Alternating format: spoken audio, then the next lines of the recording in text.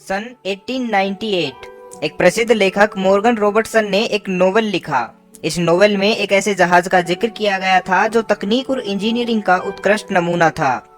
Morgan Robertson के उपन्यास के अनुसार इस जहाज की संरचना इतनी शानदार थी कि इसे अनसिंकेबल यानी कभी न डूबने वाला जहाज कहा जाता था।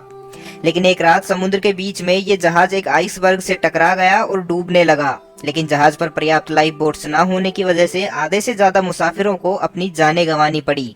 इस उपन्यास के लिखे जाने के ठीक 14 साल बाद एक ऐसे ही जहाज का निर्माण हुआ जिसे अनसिंकेबल कहा जाता था।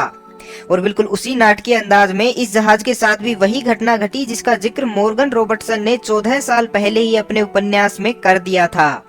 ये तो मात्र एक इत्तेफाक था, लेकिन उस रात टाइटैनिक के साथ ऐसा क्या हुआ था कि कभी न डूबने वाला जहाज महज कुछ ही घंटों में डूब गया। इस बात को जानने के लिए हमें वक्त में थोड़ा पीछे चलना होगा।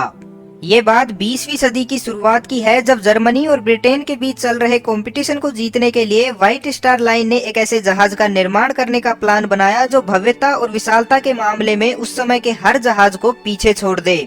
इस प्रोजेक्ट को टाइटैनिक नाम दिया गया। टाइटैनिक का निर्माण 31 मार्च 1909 को शुरू करवाया गया। कहा जाता है कि इस जहाज को करीब 15,000 लोगों ने दिन रात मेहनत करके 26 महीनों में तैयार किया था। फाइनली डेकोरेशन और अन्य जरूरी कामों को पूरा करते करते करीब 3 साल बीत चुके थे। लेकिन जब यह जहाज पूरी तरह बनकर तैयार हुआ तो इसकी भव्यता के सामने उस वक्त मौजूद हर आलीशान चीज की चमक फीकी पड़ रही थी। ये जहाज इतना बड़ा था कि इसमें 3 फुटबॉल मैदान समा सकते थे। कहा जाता है कि जिस वक्त ये जहाज बनकर तैयार हुआ उस वक्त इसे देखने के लिए ही 1 लाख से ज्यादा लोग आए थे।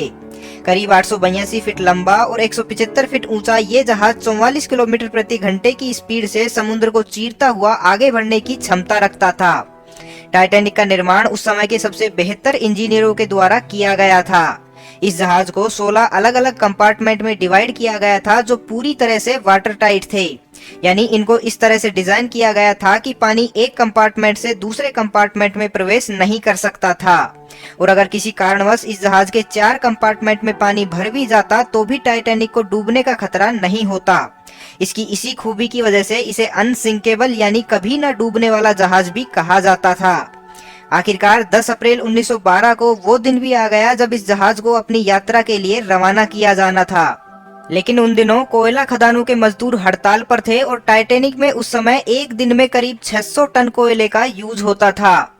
इसलिए इस यात्रा के दौरान कोयले की कमी ना हो, इसके लिए व्हाइट स्टार लाइन ने अपने 2 अन्य जहाजों की यात्रा को कैंसिल कर उनके कोयले और यात्रियों को टाइटैनिक में शिफ्ट कर दिया। उस समय टाइटैनिक के फर्स्ट क्लास में सफर करने वाले मुसाफिर को करीब 2,70,000 रुपए चुकाने पड़ते थे। यानी अगर आज के टाइम टाइटैनिक होता तो आपको समुद्र में तैरते उस आलीशान महल की सवारी करने के लिए मात्र 50 लाख रुपए चुकाने पड़ते।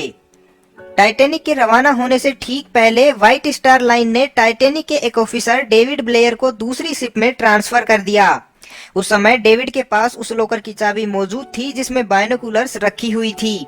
लेकिन दुर्भाग्यवश डेविड वो चाबी टाइटैनिक के क्रू को देना भूल गए। फाइनली 10 अप्रैल को 920 यात्रियों के साथ टाइटैनिक को इंग्लैंड के साउथहैम्पटन से न्यूयॉर्क के लिए रवाना किया गया।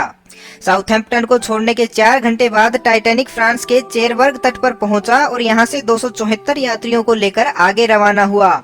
11 अप्रैल को सुबह 11:30 बजे टाइटैनिक एक बार फिर से रुका और इस बार आयरलैंड के क्वींसटाउन से 123 यात्रियों के साथ न्यूयॉर्क के लिए रवाना हुआ। इस समय टाइटैनिक में कुल मिलाकर 2,224 यात्री, क्रू और अन्य कर्मचारी मौजूद थे। 14 अप्रैल 1912 की सुबह तक सब कुछ सामान्य चल रहा था। लेकिन सुबह 9 बजे टाइटैनिक रेडियो ऑपरेटर्स को अपने साथी जहाज RMS कोरोनिया से बर्फ की पहली चेतावनी मिली।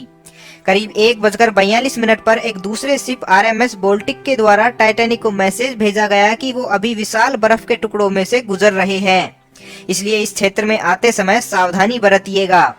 जहाज के कैप्टन एडवर्ड जॉन स्मिथ ने जब ये चेतावनी सुनी तो उन्होंने इसके बारे में व्हाइट स्टार लाइन के चेयरमैन जे ब्रूस इसमे को इसके बारे में जानकारी दी, जो टाइटैनिक की पहली यात्रा के समय शिप पर ही मौजूद थे। लेकिन जे ब्रूस इसमे ने जहाज की रफ्तार को कम करने से मना कर दिया क्योंकि जहाज पहले से ही कई कारणों की वजह से अपने तय शेड्यूल से डिले चल रहा था। आखिरकार कैप्टन स्मिथ ने जहाज को दक्षिण से ले जाने के आदेश दिए, लेकिन दक्षिण में उनके लिए इससे भी बड़ी मुसीबत उनका इंतजार कर रही थी।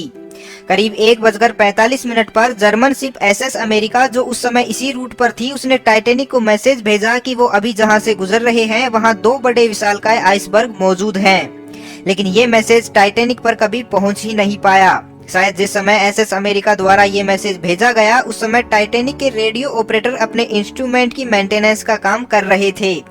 बाद में टाइटैनिक के लिए 2 बार और चेतावनियां भेजी गई, लेकिन अब की बार इन चेतावनियों को रेडियो ऑपरेटर जैक फिलिप्स के द्वारा नॉर्मल समझकर अनसुना कर दिया गया, क्योंकि उस समय जैक फिलिप्स कैप रेस के रिले स्टेशन से आ रहे मैसेज को पैसेंजर्स के लिए ट्रांसमिट कर रहे थे।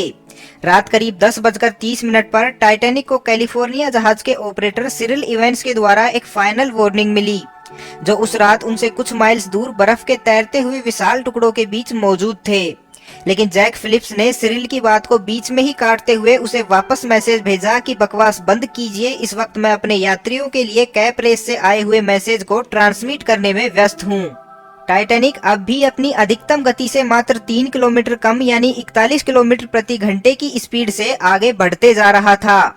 लेकिन लगातार मिलती चेतावनियों के बाद कैप्टन स्मिथ ने फ्रेडरिक फ्लीट और रेजिनाल्ड ली को जहाज के आगे तैनात किया ताकि वो किसी भी खतरे की आहट सुनकर तुरंत कैप्टन को सूचित कर सकें। उस रात समुद्र का मौसम कुछ जरूरत से ज्यादा ही साफ और शांत था। उस रात चांद नहीं निकला था, इसलिए आसमान में केवल तारे ही टिमटिमा रहे थे।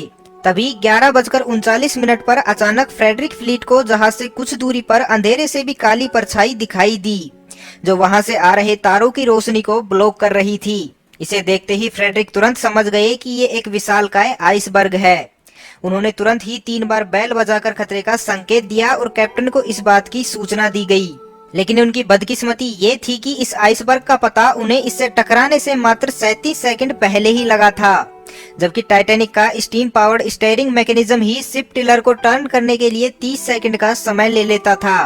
हड़बड़ाहट में कैप्टन ने जहाज को आइसबर्ग से दूर ले जाने की सारी कोशिशें की, लेकिन 37 सेकंड बाद 11:40 पर टाइटैनिक 100 फीट ऊंचे आइसबर्ग को साइड से तोड़ते हुए आगे निकल गया। सभी को लगा कि खतरा टल गया है, लेकिन जब टाइटैनिक आइसबर्ग से टकराते हुए गुजरा तो आइसबर्ग के पानी के नीचे मौजूद हिस्से ने टाइटैनिक के राइट साइड वाले हिस्से में हल प्लेट्स को काफी नुकसान पहुंचाया। ये टक्कर इतनी भयानक थी कि टाइटैनिक के दाएं स्टारबोर्ड की तरफ 300 फीट तक के हिस्से की कीलें सरक गई और जिस जगह से 2 प्लेटें आपस में कनेक्टेड थी वहां से पानी तेजी से शिप के अंदर आने लगा। इस टक्कर के कारण टाइटैनिक के 16 में से 5 वाटर टाइट कंपार्टमेंट खुल चुके थे और उनमें बड़ी तेजी से पानी भर रहा था। टक्कर के 45 मिनट बाद जहाज में 13,500 लॉन्ग टन्स पानी भर चुका था, जबकि उस समय जहाज में मौजूद पानी निकालने वाले पंप्स कुल मिलाकर 1 घंटे में 1700 लॉन्ग टन पानी ही बाहर निकाल पा रहे थे। तभी टाइटैनिक को बनाने वाले इंजीनियरों में से एक थॉमस एंड्रस ने कैप्टन को सूचित किया कि जहाज के पहले 5 कंपार्टमेंट पानी में पूरी तरह डूब चुके हैं और उनके अनुमान के मुताबिक अब ये जहाज 2 घंटों से ज्यादा समय तक नहीं टिक पाएगा। इसलिए अफरा तफरी में लाइफ बोट्स को बाहर निकाला जाने लगा, लेकिन उस समय टाइटैनिक पर केवल 20 लाइफ बोट्स ही मौजूद थी, जो अपनी मैक्सिमम क्षमता के साथ 1178 लोगों के लिए पर्याप्त थी। लेकिन यहाँ सबसे बड़ी समस्या ये थी कि टाइटैनिक के रवाना होने से ठीक पहले होने वाली लाइफ बोट्स की ड्रिल को व्हाइट स्टार लाइन के द्वारा कैंसिल कर दिया गया था, जिसकी वजह से लोगों को पता ही नहीं था कि इमरजेंसी के टाइम इन लाइफ बोट्स की पूरी क्षमता का यूज कैसे किया जा सकता है।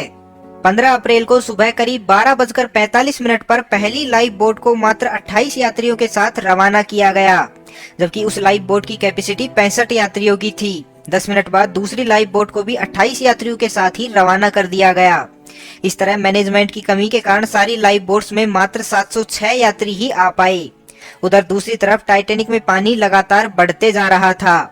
15 अप्रैल को सुबह 1:30 तक टाइटैनिक का आगे वाला हिस्सा पानी में 10 डिग्री तक डूब चुका था, वहीं पीछे वाला हिस्सा ऊपर उठते ही जा रहा था। 2:15 पर टाइटैनिक का आगे वाला हिस्सा पानी में पूरी तरह डूब गया, जबकि पीछे वाला हिस्सा कई फीट तक ऊपर उठ गया। लगातार बढ़ते दबाव और वजन के कारण टाइटैनिक 2:20 पर बीच में से टूटकर अलग हो गया और उसके दोनों हिस्से समुद्र के तल से जा टकराए। मात्र 2 घंटे और 40 मिनट में कभी न डूबने वाला जहाज ऐसा डूबा कि 73 साल तक उसका मलबा भी नहीं मिल पाया।